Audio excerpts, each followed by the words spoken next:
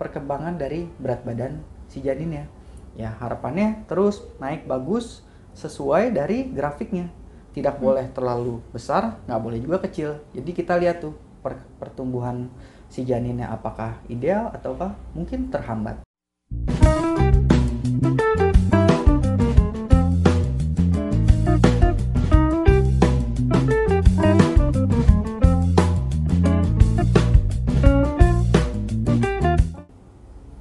Oke, baik dokter. Karena itu sering banget ditanyakan ya dokter ya, terutama oleh ibu-ibu hamil. Nah, selanjutnya nih dok, dokter kan di awal tadi sempat bilang terkait dengan jadwal USG itu ya dok ya, yang di tiap trimesternya itu. Nah, kadang itu ibu-ibu hamil bertanya, kenapa sih di waktu-waktu terakhir atau trimester 3 itu harus lebih sering dilakukan USG? Kira-kira kenapa ya dok? Ya, betul. Satu minggu sekali ketika sudah masuk usia 37 minggu. Jadi memasuki trimester 3, di situ perkembangan dan perubahan yang terjadi di dalam kehamilan itu cukup banyak ya. Selain periksa ibunya tentu saja USG. Nah, kita bahas mengenai USG-nya. Kenapa? Jadi di trimester 3 itu janin itu sudah mulai akan menentukan posisi akhirnya dia bagaimana ya. Apakah kepalanya menghadap ke bawah ataukah menghadap ke atas atau sungsang atau bahkan melintang ya. Kepala bayinya di samping, kakinya di sini.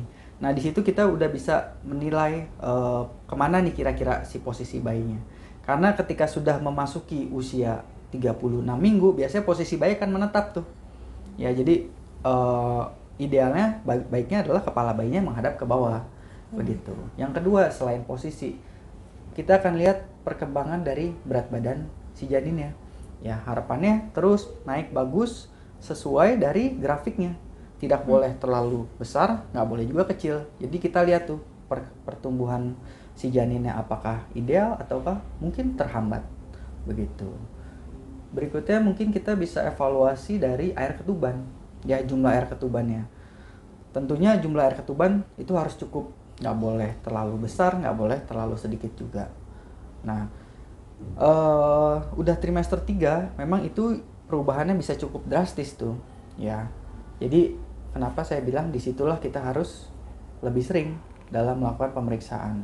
Satu lagi yang tidak boleh dilupakan adalah ketika sudah hamil besar itu, kondisi ari-ari biasanya sudah semakin menurun ya. Jadi nutrisi yang dialirkan dari si ibu ke si bayi melalui ari-ari atau plasenta mungkin bisa berkurang di situ, nutrisi dan oksigenasi.